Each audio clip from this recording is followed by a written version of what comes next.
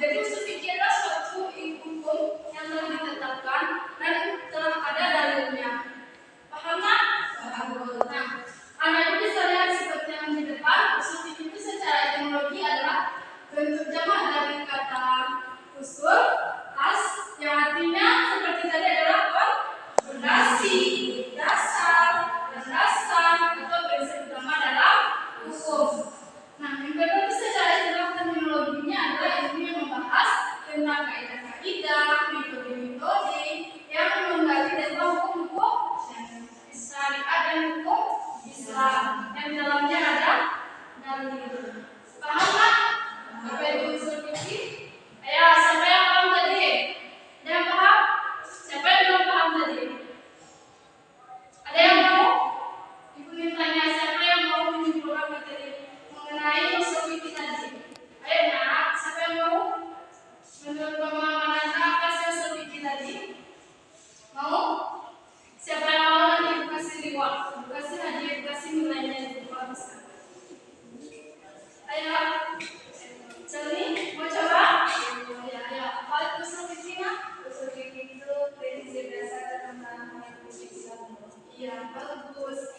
Gitu nah kalau kita dalam belajar, kita nggak boleh takut salah. Kita harus mencoba. Jadi usul fikih adalah hukum yang apa? Dasar yang ditetapkan di dalam Islam yang menetapkan suatu hukum. Misalnya salat itu adalah wajib, adalah kewajiban, sedangkan riba adalah hukumnya haram. Paham nggak? Oke, lanjut ya. Nah, sumber hukum itu ada dua. Yang pertama ada hukum mutafaq dan hukum. Oke, kita bahas yang pertama dulu ya.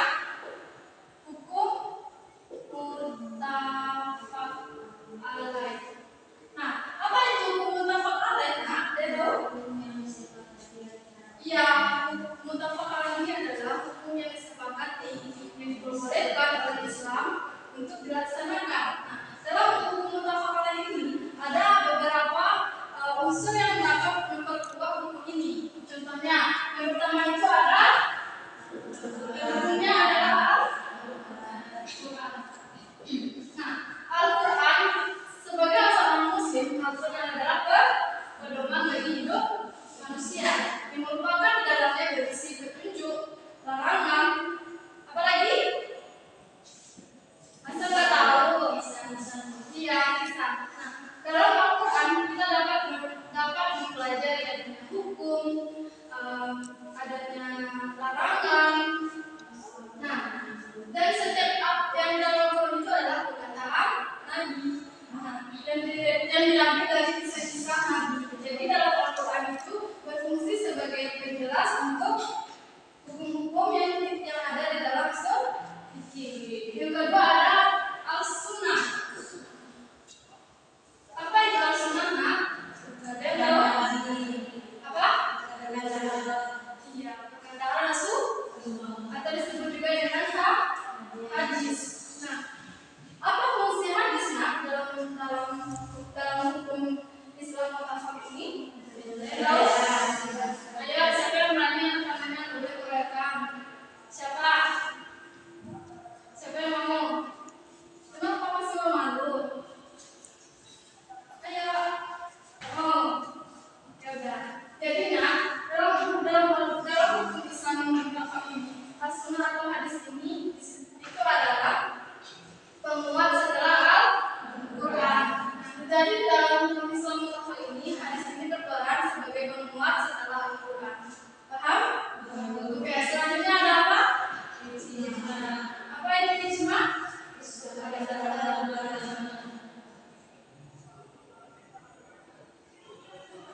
Nah, ijma adalah hukum yang ditetapkan oleh syariat dan dijadikan karena adanya prinsip bahwa umat Islam tidak akan sepakat dalam kesesatan. Nah, jadi ijma ini adalah kesepakatan ulama yang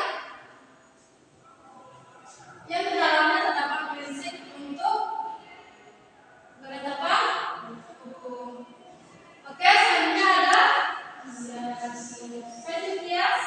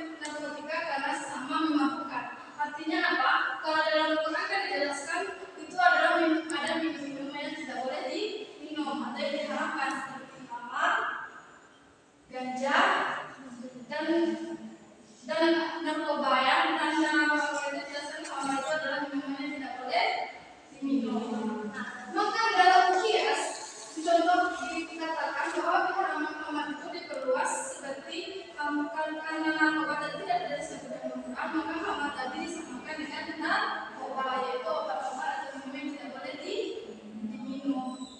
Paham nggak? Ngerti? Oke, lanjut. Ya. Selanjutnya itu adalah dalam dan menolak hal ini. Apa itu? Apa?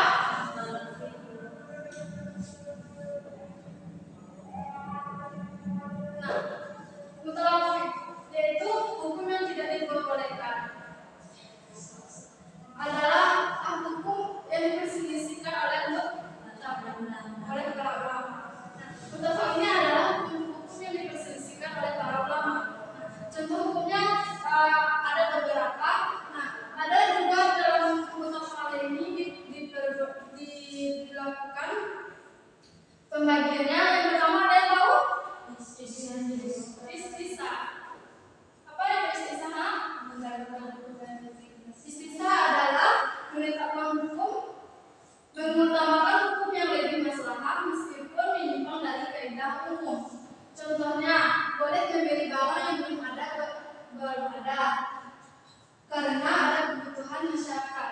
Nah, dalam istisna ini mengutamakan hukum yang lebih maslahat walaupun menyimpang dari perkara umum. Contohnya kita butuh barang nih. Nah, tapi di dalam masyarakat barang itu belum ada. Nah, tapi karena kebutuhan oleh masyarakat ini wajar butuh barang ini, tapi barangnya belum ada. Nah, maka dalam hukum ini itu diperbolehkan masyarakat untuk membelinya walaupun itu belum ada, tapi boleh dibeli nantinya. Paham? Oke, yang kedua ada maslahat dan salah. Apa itu? Nah, berdasarkan hukum yang disebutkan secara resmi dalam nas, yaitu contohnya nih, ada perbuatan orang lalu lintas yang bertujuan untuk menjaga keselamatan meskipun tidak ada dalil khususnya. Nah, kan di dalam Al-Quran tidak ada disebutkan ini nih hukum undang-undang lalu lintas, ada kan? Nah, jadi ada yang masalah dan masalah ini membantu kita dalam menetapkan hukum. Misalnya dalam sebagai seseorang atau pengguna jalan, kita juga butuh undang-undang mengenai undang-undang lalu lintas supaya apa? Nanti ketika kita terjadi kecelakaan atau apanya, nanti kita bisa dapat asuransi. Nah, di dalam sini disebutkan bahwa pembuatan undang-undang lalu lintas ini berperan dalam masalah dan masalah dan maslahat. Meskipun dalam Al-Quran tidak ditetapkan, tetapi itu dijadikan sebagai pedoman. Nah, yang ketiga itu ada apa itu? Kebiasaan yang dilakukan oleh masyarakat.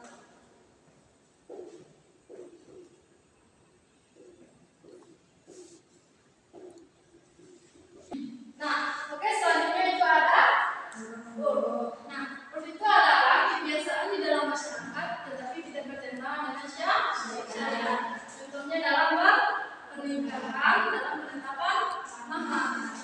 Itu dalam penetapan mahar, setiap daerah itu pasti memiliki kebiasaan setempat. Berbeda-beda. Ada orang yang menikah menggunakan rangkaian alat sholat bayar tunai, dan juga dengan menggunakan emas atau uang, itu tidak apa-apa. Karena dalam hidup itu, asalkan kebiasaan itu tidak bertentangan dengan syariat Islam. Nah, itu dibagi boleh juga. Apa tadi? Apa? Kasih apa sebetulnya?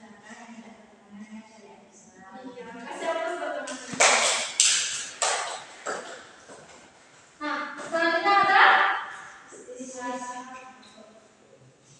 apa itu istisna? Berdasarkan keadaan yang sebelumnya. Ya, istisna itu adalah menetapkan suatu hukum berdasarkan keadaan sebelumnya.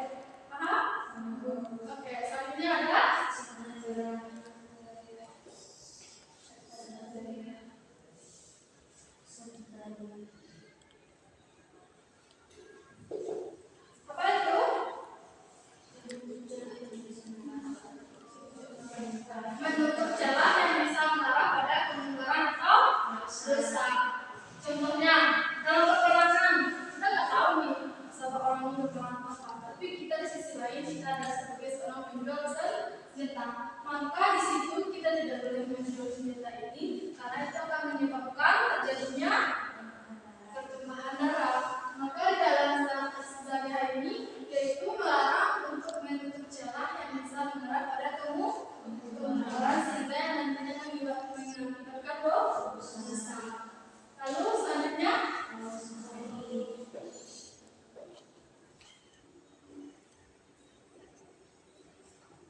apa itu?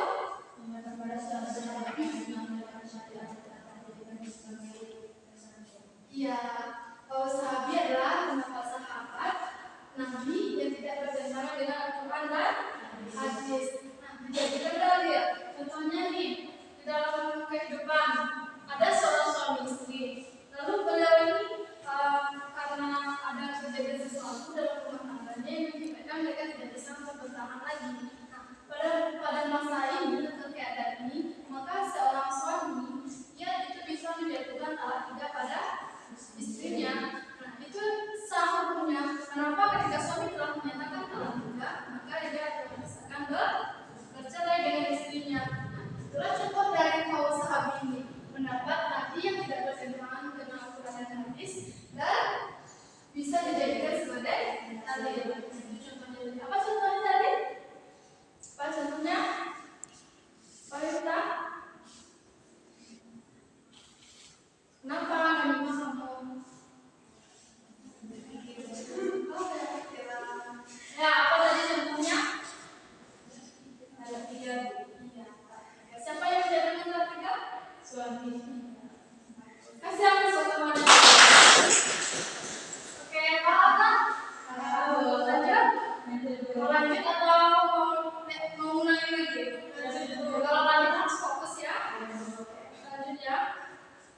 Nah, yang ketiga itu adalah konsep fikih. Nah, dalam konsep fikih ini, dalam Islam, pemahaman yang mendalam tentang hukum syariat yang bersumber dari Al-Quran dan hadis. Nah, hukum-hukum yang bersumber dari Al-Quran dan hadis ini adalah konsep dari fikih. Nah, secara bahasa fikih berarti pemahaman, sedangkan dalam istilah syariat fikih adalah ilmu yang mempelajari hukum-hukum yang bersifat praktis berdasarkan dalil-dalil yang terperinci. Nah, jadi dalam konsep fikih ini dalam Islam yaitu pemahaman yang mendalam mengenai hukum-hukum syariat yang bersumber dari Al-Quran dan hadis. Paham? Lanjut. Selanjutnya adalah konsep dasar fikih. Dalam konsep dasar fikih ada beberapa unsur yang mendukungnya. Yang pertama itu adalah wahyu dari Allah. Nah, wahyu dari Allah berasal dari Al-Quran dan hadis yang merupakan bagian unsur dari konsep dasar fikih yang mana didukung oleh ijma yaitu kesepakatan ulama dan adanya kias. Kias apa tadi? Analogi hukum. Nah, selanjutnya bersifat praktis. Apa itu bersifat praktis? Yaitu dalam fikih itu dalam hukum itu bisa diterapkan dalam kehidupan sehari-hari. Praktis itu mudah ditetapkan, mudah dilakukan dan dilaksanakan. Nah, seperti ibadah, muamalah dan hukum pidana. Lanjut, yang ketiga ada fleksibel dan dinamis, yaitu berkembang sesuai dengan perubahan zaman. Yaitu fleksibel artinya hukum itu berkembang sesuai dengan perkembangan zaman, tidak hanya mengatur pada hukum-hukum yang lalu, tetapi dia mengikuti perkembangan zaman. Nah, yang keempat itu mencakup seluruh aspek kehidupan, tidak hanya fisik yang mengatur ibadah, tetapi juga ada aspek sosial, ekonomi, keluarga dan pemerintah. Sehingga mereka itu saling berkolaborasi menciptakan sesuatu yang harmoni. Nah, yang kelima itu adalah konsep fikih yang juga mencakup manfaat tahid syariah, yaitu juga dari hukum Islam, yaitu menjaga agama, jiwa, akal agar manusia itu tidak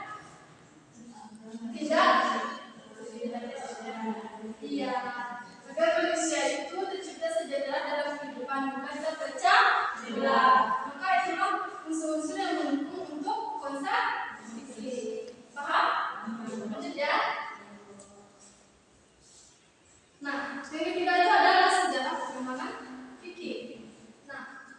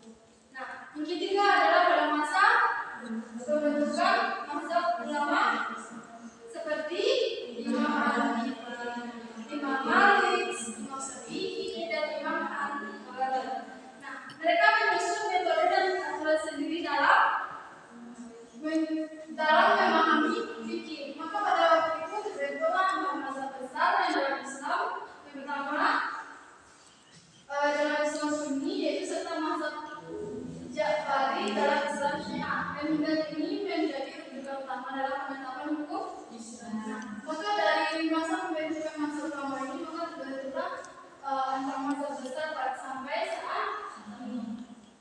Lanjut. Yang keempat adalah pada masa modern. Nah, pada masa modern itu adalah masa yang kita lalui, yang kita jalani pada masa saat sekarang ini.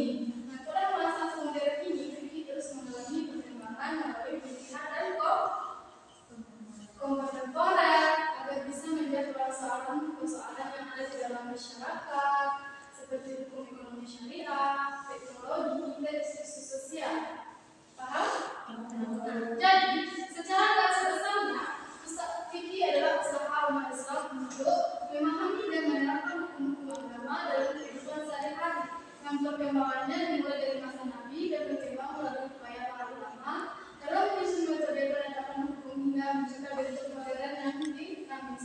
Nah, jadi fikih ini adalah usaha yang dilakukan oleh para sahabat dan terbikin pada masa lalu untuk kita terapkan dalam kehidupan hukum yang diterapkan dalam kehidupan sehari-hari, yang mana hukum itu selalu berkembang dari masa lalu, yang dari zaman Nabi dan para sahabat dulu yang berpedoman kepada wahyu yang langsung diturunkan kepada Nabi, diturunkan kepada Nabi melalui Al-Quran hingga berkembang pada saat ini ke masa modern.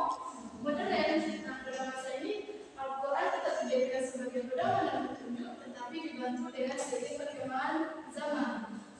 Paham tak? Jadi itulah yang dimaksud dengan usul fikih dan hukum-hukumnya, pembahasannya. Mengerti dengan apa yang dijelaskan tadi? Mengerti? Insyaallah. Nah, semoga apa yang disampaikan tadi dapat Anda terapkan dalam kehidupan sehari-hari ya. Ada yang baiknya diamalkan, yang buruknya ditinggalkan. Oke, kalau udah paham, Ibu akan mengadakan evaluasi. Jadi kepada anak-anak Ibu nanti silakan nanti Ibu silakan membuka HP-nya karena Ibu mengadakan evaluasi mengenai materi Ibu terangkan tadi. Nah, Ibu ingin lihat nih siapa yang benar-benar menyimak, siapa yang memperhatikan, siapa nanti yang menyimak dan memperhatikan akan terlihat dari hasil yang didapatkan. Sejauh mana pemahaman yang Ibu mengenai materi kita hari ini. Oke, nah? Masih semangat? Serius. Kenapa kok kelihatannya nggak semangat, nggak sesuai dengan jawaban? Oke, silakan ya kalau HP-nya kita ada tulis melalui kampus ya. Oke, Nanda silakan ya kalau HP-nya ke kampus. Nah, ini ada pilihan silakan bergabung secepat mungkin ya.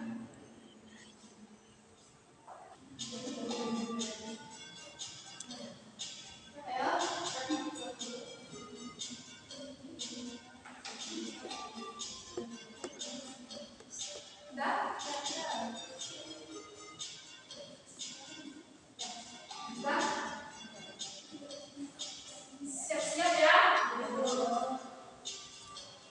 Oke, kita mulai ya.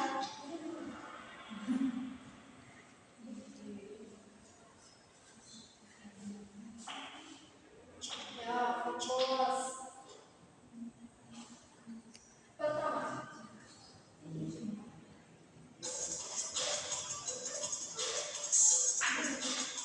kalau nggak tahu salah.